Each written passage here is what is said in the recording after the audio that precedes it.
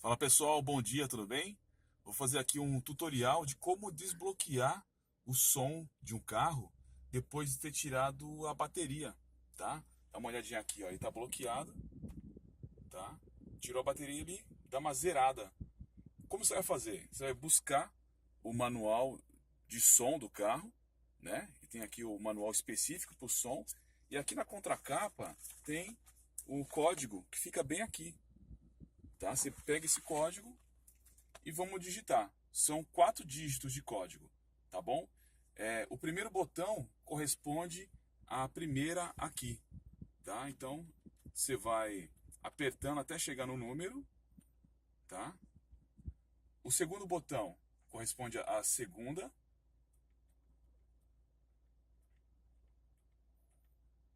O terceiro botão ao terceiro número, tá? Você vai até o número. E o quarto botão corresponde ao quarto número. Depois que você digitou os quatro números da senha, né?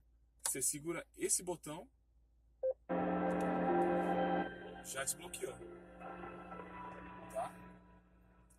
Pronto, o som já está desbloqueado.